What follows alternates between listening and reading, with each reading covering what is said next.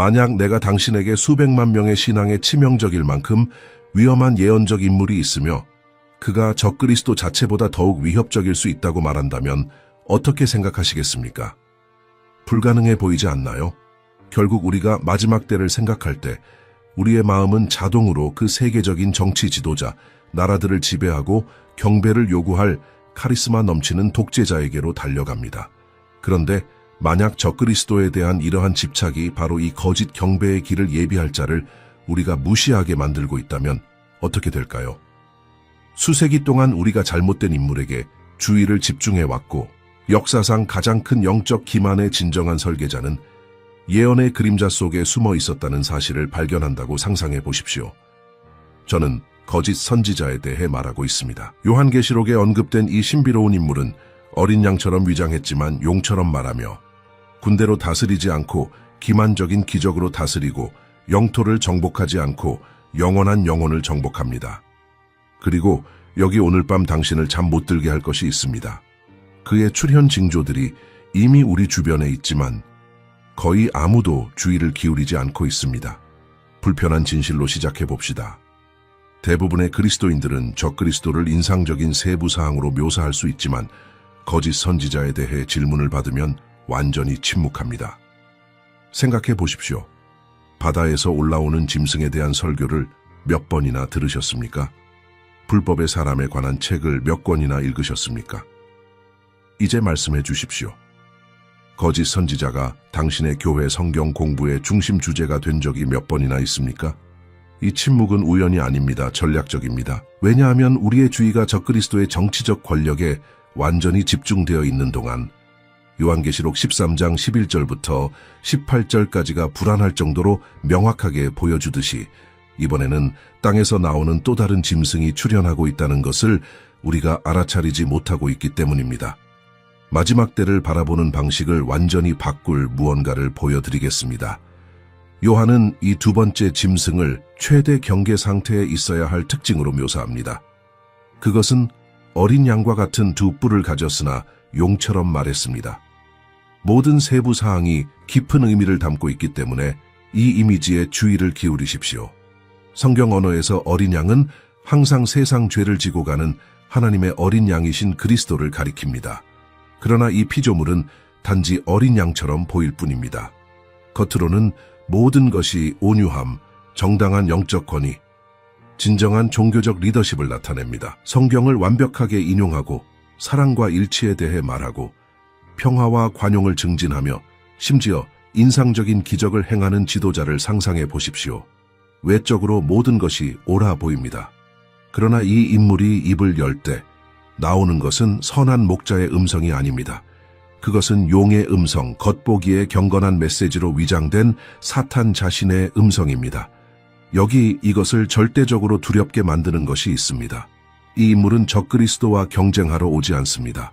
그는 그와 완벽한 조화를 이루며 일하러 옵니다.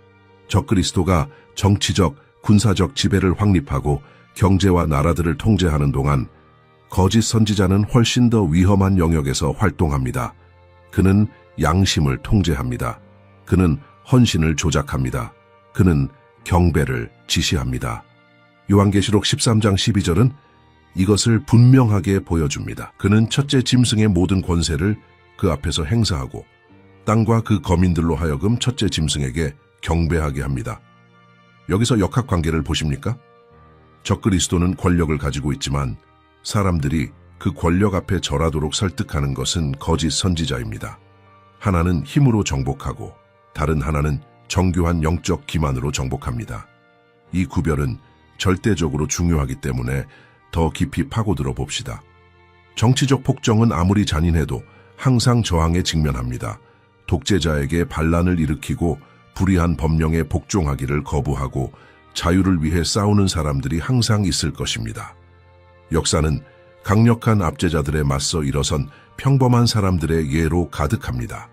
그러나 종교적 기만은 완전히 다른 수준에서 작동합니다. 누군가가 자신이 하나님을 따르고 있다고 진심으로 믿을 때, 자신의 행동이 경건하고 거룩하다고 확신할 때, 자신이 영적 진리의 올바른 편에 있다고 마음속으로 느낄 때, 그 사람의 속은 양심보다 더 효과적인 폭군은 없습니다.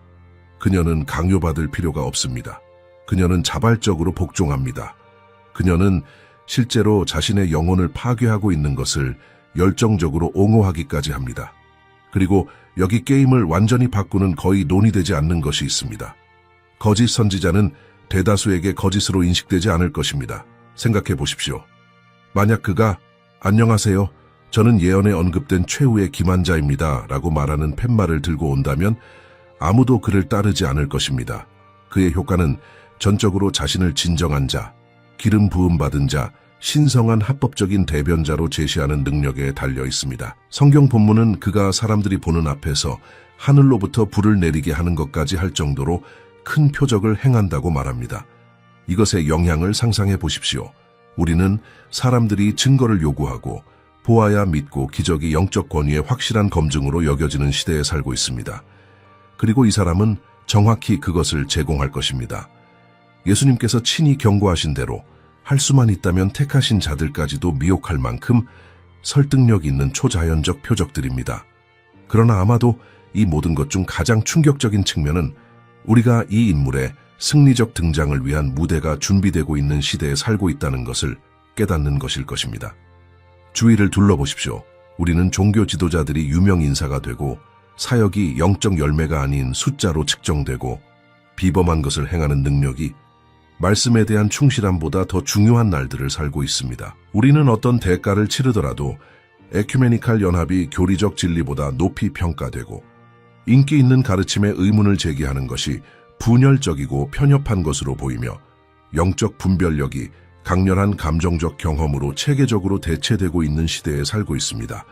이러한 경향들 각각은 단독으로도 우려스러울 뿐만 아니라 함께 모여 세계가 절박하게 찾고 있는 해답으로서 카리스마 넘치고 이적을 행하며 세계적 연합을 증진하는 종교 지도자가 나타날 완벽한 환경을 형성합니다. 그러므로 당신이 이 인물이 예언의 부차적인 세부 사항이 아니라 주요 행위자라는 것을 이해할 때 그의 기능이 단지 적그리스도를 지원하는 것이 아니라 인류를 영적으로 그에게 경배하도록 준비시키는 것임을 깨달을 때 우리가 우리 시대에 그의 나타남의 예비 징조들을 보고 있다는 것을 인식할 때 한 가지 질문이 불가피해집니다. 거짓 선지자가 사탄의 최종 계획에 그토록 중심적이라면 왜 우리는 그에게 그렇게 적은 관심을 기울여 왔습니까? 그리고 더욱 중요한 것은 이 위협을 연구하고 이해하는 데 있어 우리의 태만이 기만 자체의 일부가 되어 우리가 올바른 방향을 경계하지 않고 있기 때문에 우리를 취약하게 만들고 있는 것은 아닙니까? 이제 불편할 수 있고 당신의 인식에 도전할 수 있지만 우리가 살고 있는 시대에 눈을 뜨고 싶다면 절대적으로 필요한 영역으로 들어가 봅시다. 왜냐하면 예언을 먼 미래의 사건으로 이론적이고 추상적인 무언가로 연구하는 것은 한 가지이고 이러한 예언들에 대한 예비 징조들이 바로 이 순간 우리 눈앞에서 나타나고 있다는 것을 인식하는 것은 완전히 다른 것이기 때문입니다. 그리고 거짓 선지자에 관해서는 성경이 예측하는 것과 우리가 현대 종교 풍경에서 보고 있는 것 사이의 유사점이 너무나 불안하여 무시할 수 없습니다. 그리스도교권에서 점점 더 흔해지고 있는 것으로 시작해 봅시다. 확장된 영적 지혜로 위장한 종교적 혼합주의입니다. 저와 함께 이 장면을 상상해 보십시오. 존경받는 그리스도교 지도자들이 모든 종교가 같은 진리로 가는 다른 길이라고, 동양의 지혜로부터 배워야 한다고, 불교나 힌두교에서 나온 명상 수행을 받아들여야 한다고, 뉴에이지의 요소들이 우리의 영성을 풍부하게 할 수 있다고 말하기 시작합니다. 처음에는 단지 열린 마음, 건강한 관용, 다른 전통으로부터 배우려는 의지처럼 보입니다. 그러나 더 자세히 보면 불길한 무언가를 볼 것입니다. 그리스도의 유일성이 희석되고 있습니다. 복음의 배타성이 부드러워지고 있습니다. 요한복음 14장 6절에 선언된 예수님이 아버지께로 가는 유일한 길이라는 진리가 사랑스럽게 들리지만 실제로는 사람들로부터 유일한 진정한 구원의 소망을 빼앗는 다원주의로 대체되고 있습니다.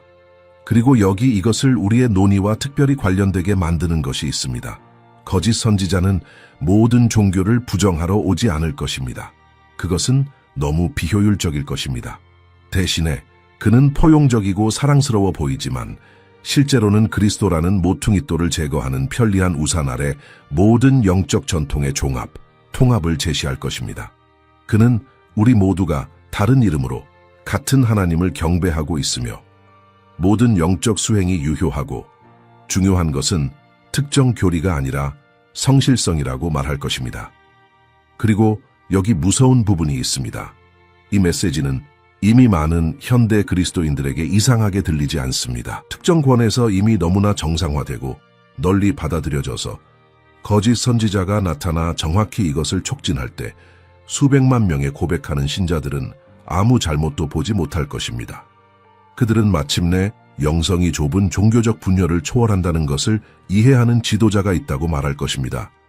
이제 우리를 깊이 우려하게 해야 할 현상에 대해 이야기해 봅시다.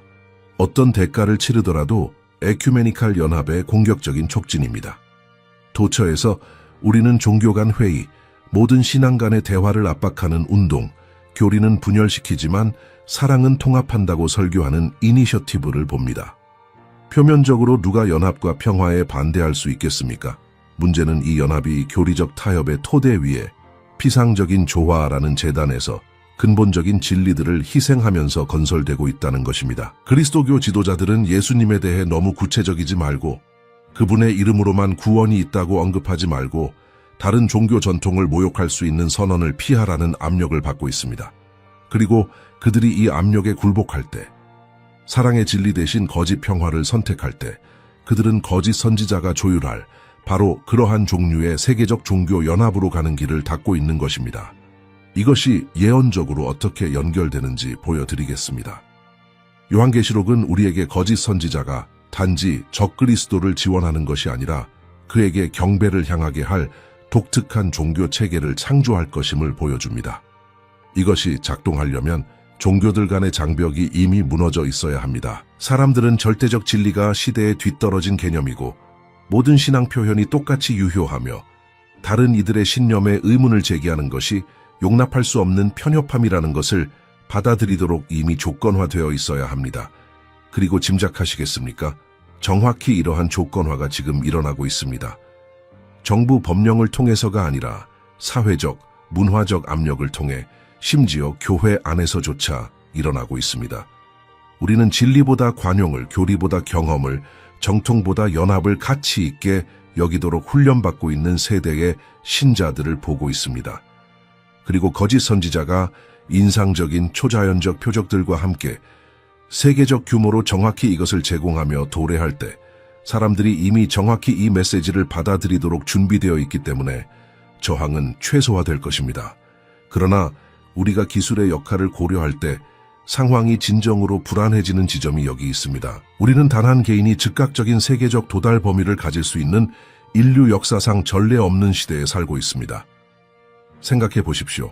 거짓 선지자가 전 세계에 영향을 미치는 것에 대해 읽은 이전의 모든 세대는 이것이 기술적으로 어떻게 가능할지 궁금해했을 것입니다. 한 사람이 어떻게 모든 대륙의 사람들에게 동시에 말할 수 있을까요? 그가 어떻게 전 지구를 아우르는 통제 시스템을 조율할 수 있을까요?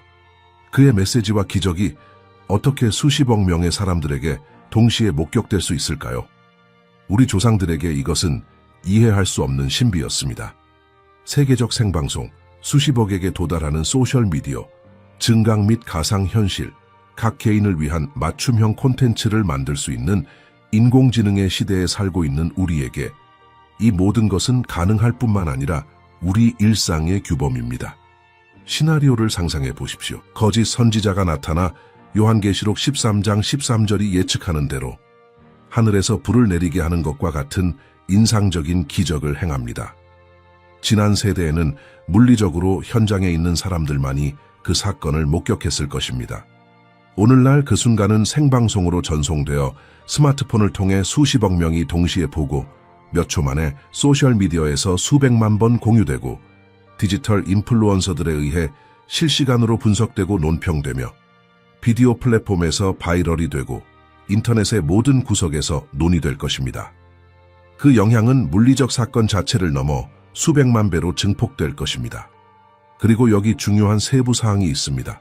우리 세대는 이러한 종류의 정보의 바이럴 확산에 너무나 익숙해져 있어서 위조된 기적이 이런 방식으로 제시될 때 수용의 속도와 규모는 전례가 없을 것입니다. 신중한 성찰을 위한 시간도, 성경으로 시험해 볼 시간도, 사려 깊은 분별을 위한 시간도 없을 것입니다.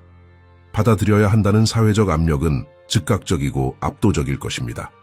그러므로 이 모든 경향들이 정렬될 때, 종교적 혼합주의가 정상화되는 것을 볼 때, 에큐메니칼 연합이 교리적 진리보다 우선시되는 것을 관찰할 때, 기술이 세계적 영향력을 위한 전례 없는 권력을 부여했다는 것을 인식할 때, 전체 인구가 엄격한 성경적 시험 없이 초자연적 나타남을 받아들이도록 심리적으로 준비되었다는 것을 깨달을 때, 그리고 세계적 통제에 필요한 기반 시설이 이미 작동하고 있다는 것을 인정할 때, 우리는 불안한 현실과 대면하지 않을 수 없습니다. 아마도 우리는 거짓 선지자의 나타남에 우리가 인정하고 싶은 것보다 훨씬 더 가까이 있을지도 모릅니다. 그리고 이것은 우리를 그가 실제로 누구이며 세상이 목격할 가장 큰 영적 위조에서 그가 수행할 정확한 역할에 대해 이해되어야 할 훨씬 더 깊은 무언가로 이끕니다. 이제 우리는 깊은 신학적 수역으로 잠수해야 합니다. 왜냐하면 제가 보여드릴 것이 거짓 선지자뿐만 아니라 마지막 때의 전체 구조를 이해하는 방식을 완전히 바꿀 것이기 때문입니다. 사탄이 조율하고 있는 악마적 대칭, 세심하게 계획된 위조가 있으며, 당신이 이 패턴을 볼 때 갑자기 모든 것이 무서울 정도로 명확하게 맞아떨어집니다. 저는 사탄의 삼위일체에 대해 말하고 있습니다.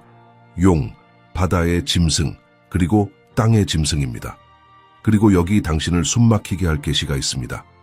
이것은 단지 세 악한 존재 간의 편의상의 동맹이 아닙니다. 이것은 유일하신 참 하나님의 거의 완벽한 위조를 제공함으로써 세상을 속이도록 고안된 지극히 거룩하신 삼위일체에 대한 의도적이고 신성모독적인 모방입니다. 이 구조를 한 조각씩 분해하여 이 위조가 정확히 어떻게 작동하는지 보여드리겠습니다.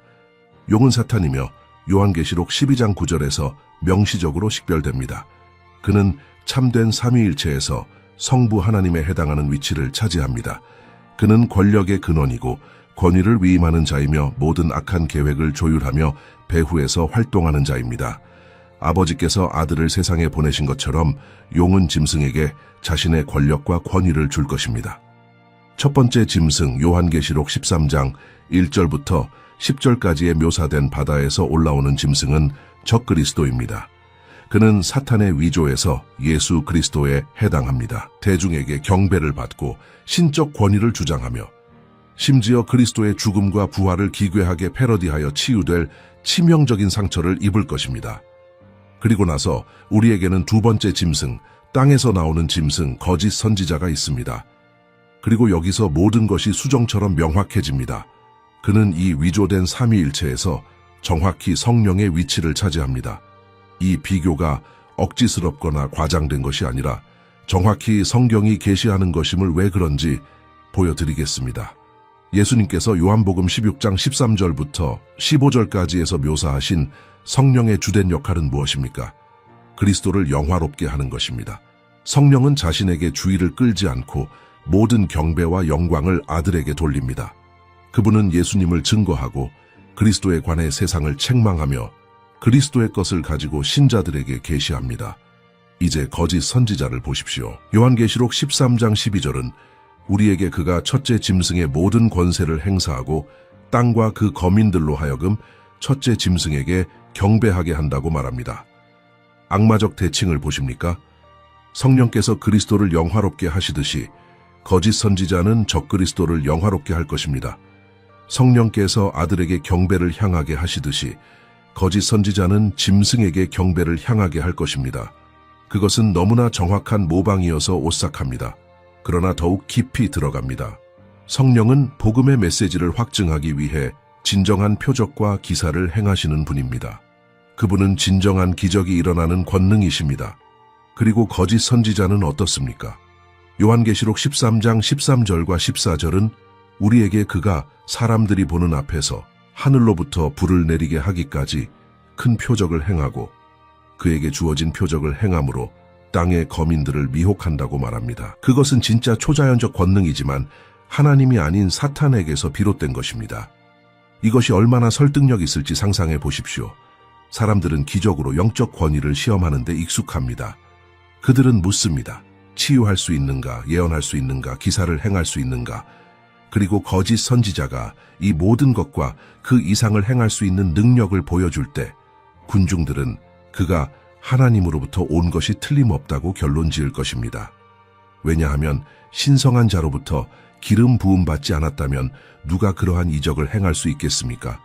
그러나 그들은 사탄도 초자연적 권능을 가지고 있다는 것을 잊었기 때문에 치명적으로 속을 것입니다.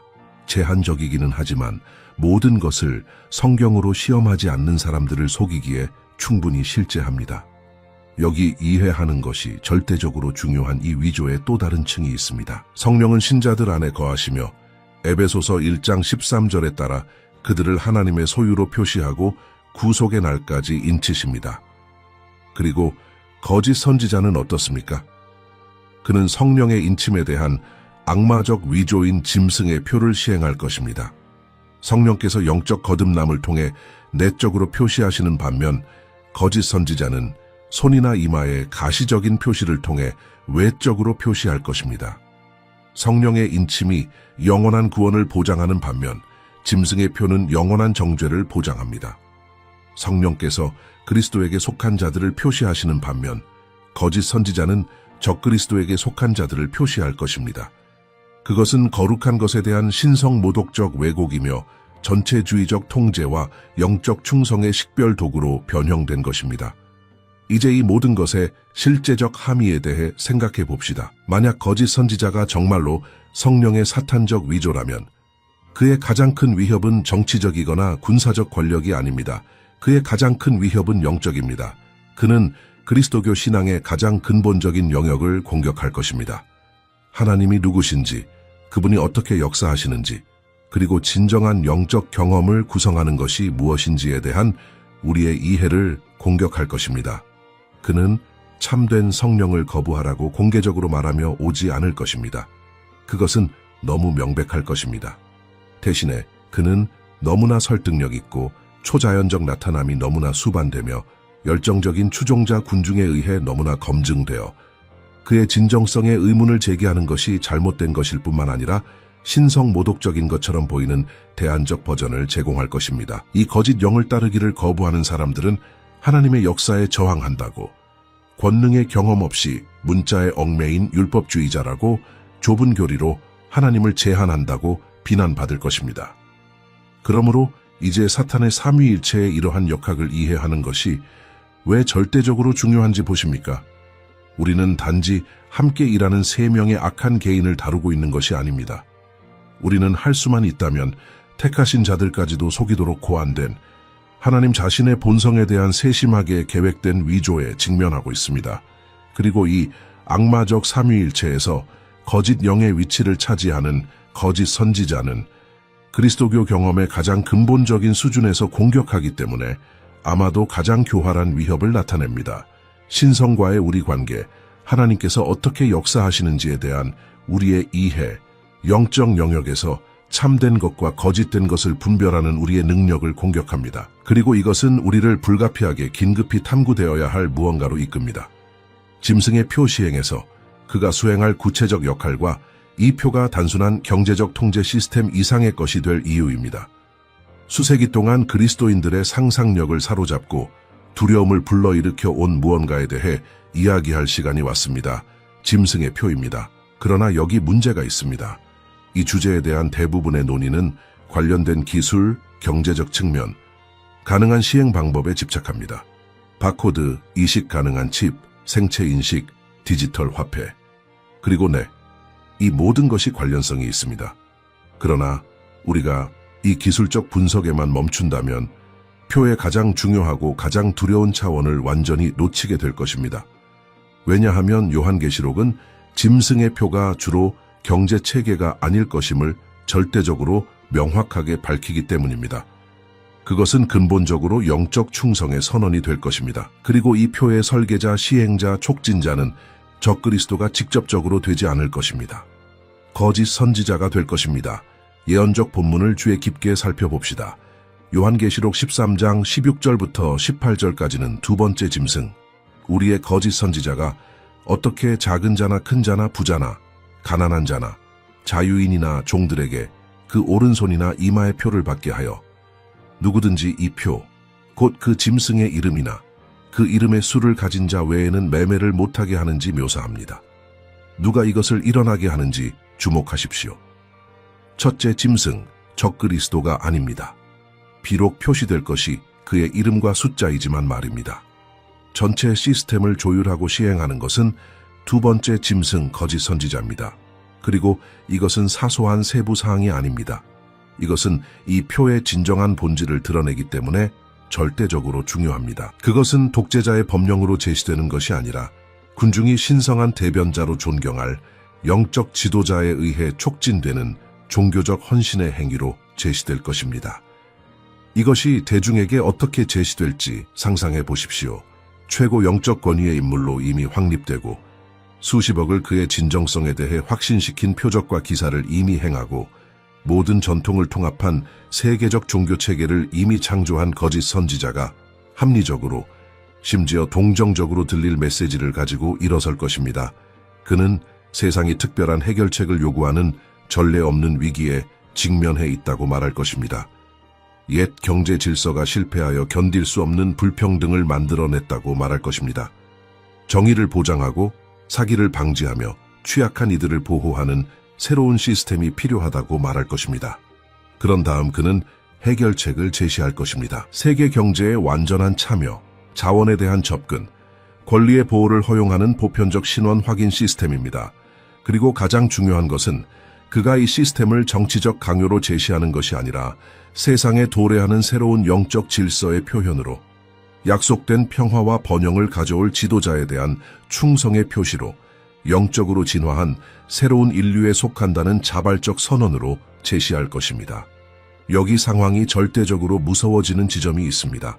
이 시스템은 처음에는 무력을 통해 시행되지 않을 것입니다. 영적, 사회적 압력을 통해 촉진될 것입니다.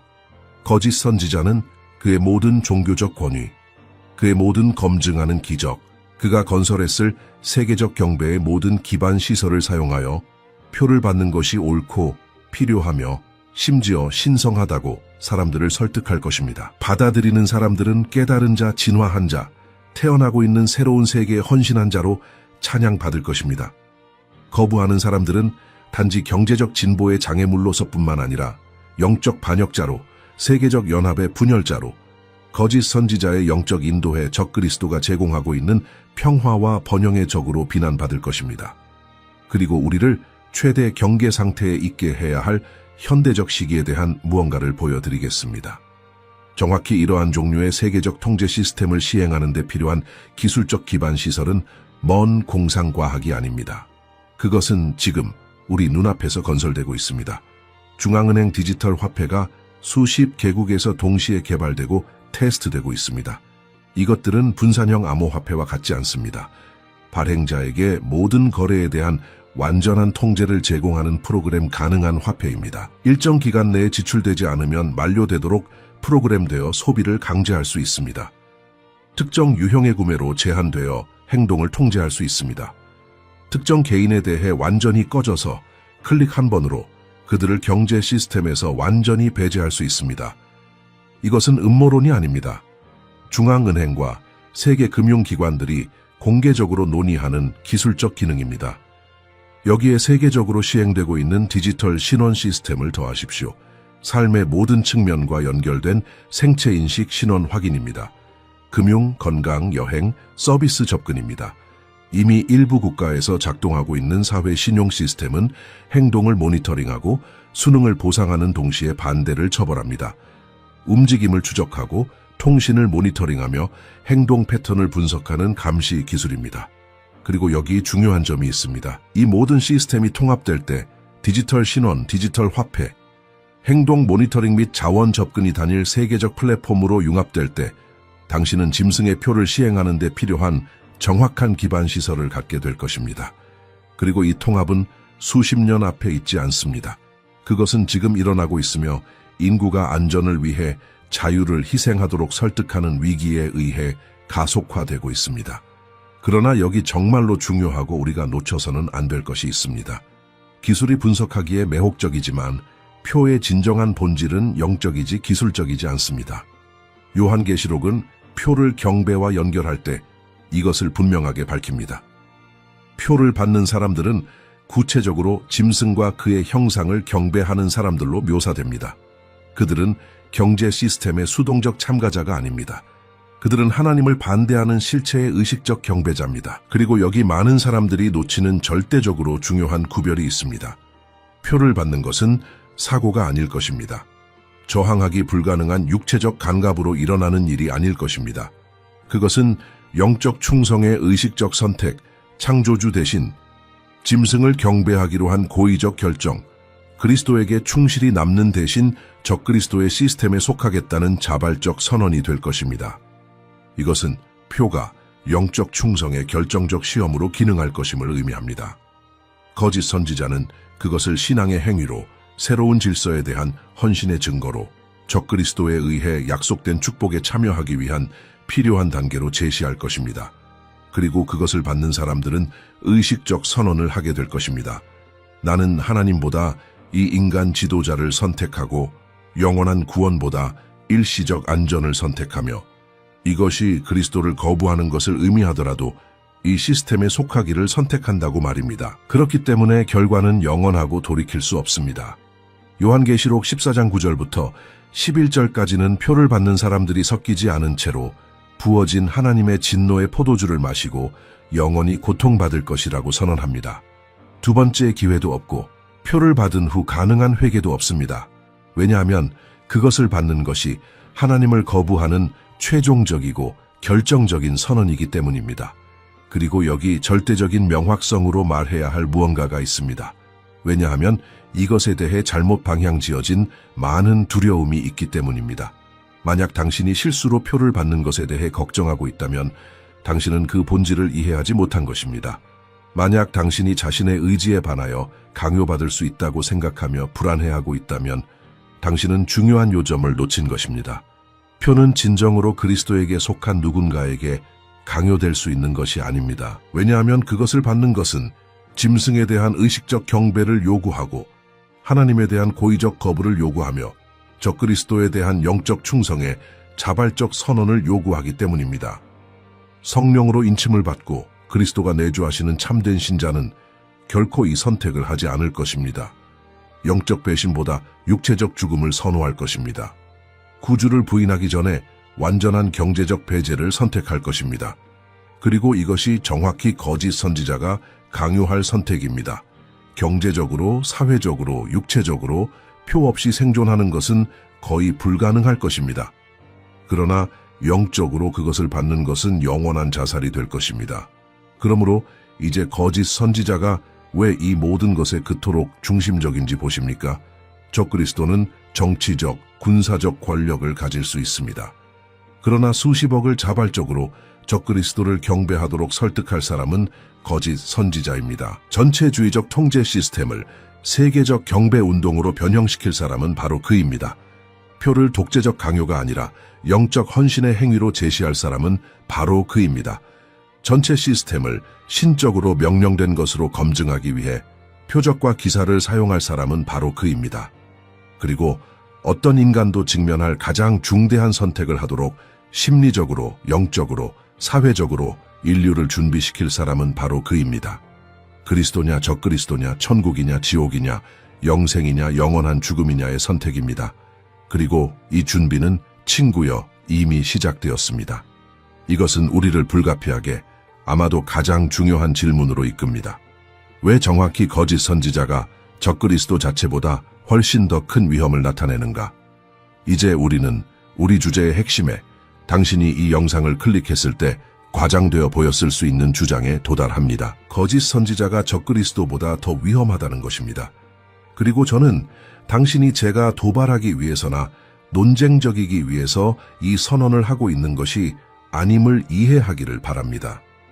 저는 성경에 대한 정직한 분석이 영적 기만이 어떻게 작동하는지에 대한 이해와 결합될 때 우리를 불가피하게 이 불안한 결론으로 이끌기 때문에 이것을 말하고 있습니다.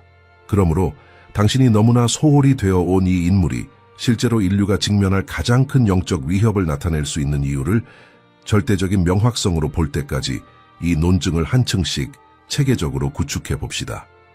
성경이 계시하고 모든 역사가 확증하는 인간 본성에 대한 근본적 원리로 시작합시다.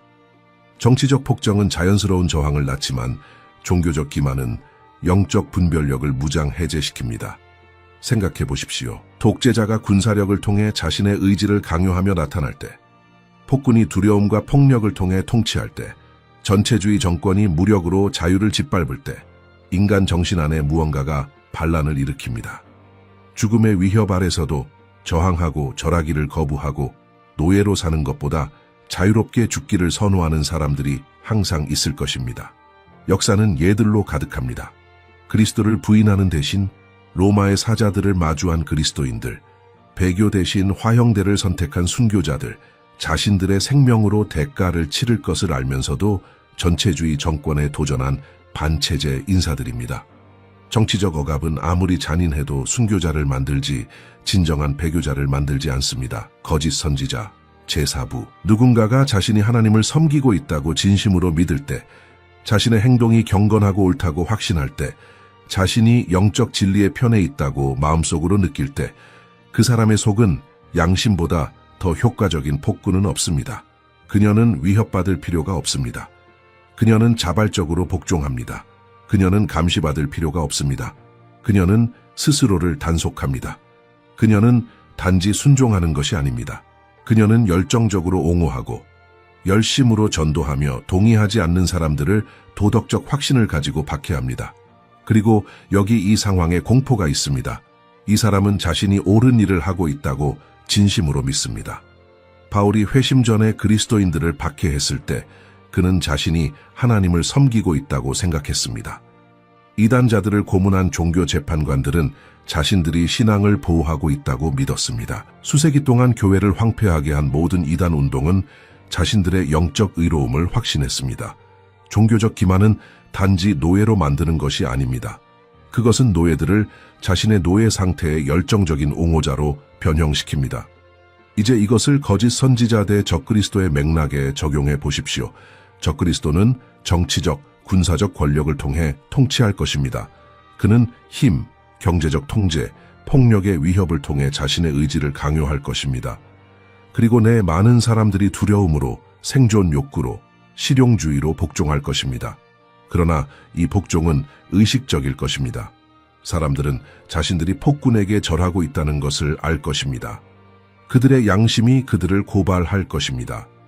그리고 일부, 특히 진정으로 그리스도에게 속한 사람들은 죽음의 위협 아래서도 저항할 것입니다. 왜냐하면 그들은 폭정을 그것이 무엇인지로 인식할 것이기 때문입니다. 그러나 거짓 선지자는 폭군으로 오지 않을 것입니다. 그는 어린 양으로 올 것입니다. 요한계시록 13장 11절은 이것에 대해 구체적입니다. 그것은 어린 양과 같은 두 뿔을 가졌습니다.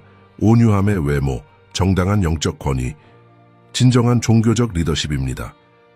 외적으로 모든 것이 그가 하나님으로부터 왔음을 암시합니다. 그리고 여기 위험이 절대적으로 치명적이 되는 지점이 있습니다. 거짓 선지자가 적그리스도를 촉진할 때, 그가 이 짐승에 대한 세계적 경배를 조율할 때, 표를 시행할 때, 그는 이것을 독재자에 대한 복종으로 제시하지 않을 것입니다. 그는 그것을 신앙의 행위로, 신성에 대한 순종으로, 하나님께서 땅에 세우고 계신 새로운 영적 질서에 대한 참여로 제시할 것입니다. 그리고 적절한 성경적 분별력 없이, 진리에 대한 견고한 기초 없이, 성경과의 일치 대신 표적과 경험으로 영성을 검증하는 데 익숙한 수십억의 사람들이 비겁함이 아니라 하나님의 뜻을 행하고 있다는 진심 어린 확신으로 이 기만에 빠질 것입니다. 그들은 창조주를 경배하고 있다고 믿으면서 짐승을 경배할 것입니다. 신적 인침을 받고 있다고 생각하면서 표를 받을 것입니다. 신앙을 방어하고 있다고 상상하면서 참된 신자들을 박해할 것입니다. 그리고 그들은 마지막 순간까지 자신들이 옳았다고 확신하면서 영원히 죽을 것입니다. 거짓 선지자를 더 위험하게 만드는 또 다른 측면을 보여드리겠습니다. 그는 인간 존재의 가장 소중하고 취약한 영역, 사람들의 신앙과 영원한 영혼의 영역에서 활동합니다. 적그리스도는 몸을 죽일 수 있습니다. 그것은 끔찍하지만 범위가 제한적입니다. 육체적 죽음은 그리스도에게 속한 사람들에게 영생으로 가는 문입니다. 짐승을 경배하고 그 표를 받기를 거부하는 환난의 순교자들은 일시적 생명을 잃지만 영원한 면류관을 얻습니다. 그러나 거짓 선지자는 단지 몸을 공격하지 않습니다. 그는 영혼을 공격합니다. 그의 목표는 외적 복종이 아니라 내적 개종이고 강요된 순종이 아니라 자발적 경배이며 정치적 순응이 아니라 영적 헌신입니다. 그리고 그가 이것을 이룰 때 누군가를 진정으로 짐승을 경배하도록 설득할 때 사람을 종교적 헌신의 행위로 표를 받도록 이끌 때 그는 그 사람의 현재 삶만을 파괴한 것이 아닙니다. 그는 불못에서 그의 영원한 운명을 봉인했습니다. 그러나 여기 당신이 마음 깊이 새겨야 할 것이 있습니다. 이러한 진리들을 아는 것은 당신을 엄청난 유리한 위치에 놓습니다. 무지는 취약성입니다. 지식은 보호입니다. 당신이 적의 전략을 이해할 때, 기만의 패턴을 인식할 때, 위조가 당신을 파괴하기 전에 그것을 식별할 수 있을 때, 당신은 쉬운 표적이기를 그치고 무장된 전사가 됩니다. 그리고 그 이상으로 당신은 다른 사람들을 경고하고, 당신의 가족을 준비시키며, 당신의 공동체를 강화하고, 증가하는 어둠 가운데 빛으로 남기 위한 하나님의 손에 있는 도구가 됩니다. 왜냐하면 그리스도의 최종 승리는 이미 보장되어 있기 때문입니다. 거짓 선지자는 그의 순간을 가질 것입니다. 네, 그러나 그것은 확실한 패배로 끝나는 짧은 순간일 것입니다. 요한계시록은 이미 우리에게 이야기의 끝을 보여줍니다. 짐승과 거짓 선지자가 유황으로 타는 불못의 산채로 던져지는 반면 충실하게 남은 사람들은 그리스도와 함께 영원히 통치합니다. 그러므로 우리는 미래에 대한 두려움으로 살지 않고 자신에게 맡겨진 모든 것을 완벽하게 지키시는 주권자 하나님의 흔들리지 않는 약속에 기초한 확신으로 삽니다. 그러므로 저는 당신을 초대합니다.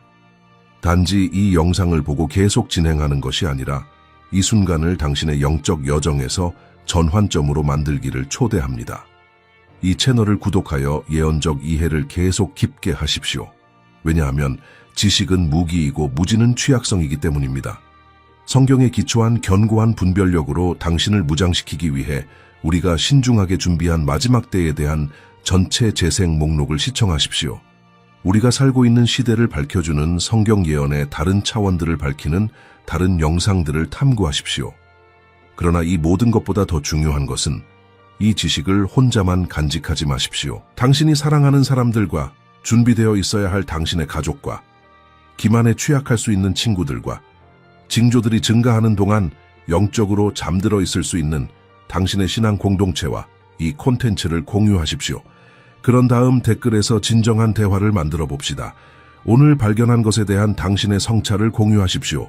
이 시대를 이해하고자 하는 다른 사람들과 대화하십시오. 통찰과 격려의 상호 교환을 통해 서로를 강화하십시오. 왜냐하면 함께 말씀에 닿아 있고 성령으로 충만하며 경계하고 준비된 우리는 세상이 본 가장 큰 기만자가 마침내 나타날 때조차 흔들리지 않고 남을 것이기 때문입니다. 그리고 이것은 순진한 희망이 아닙니다. 이것은 끝까지 자기 백성을 지키겠다고 약속하신 하나님의 신실하심에 대한 흔들리지 않는 확신입니다.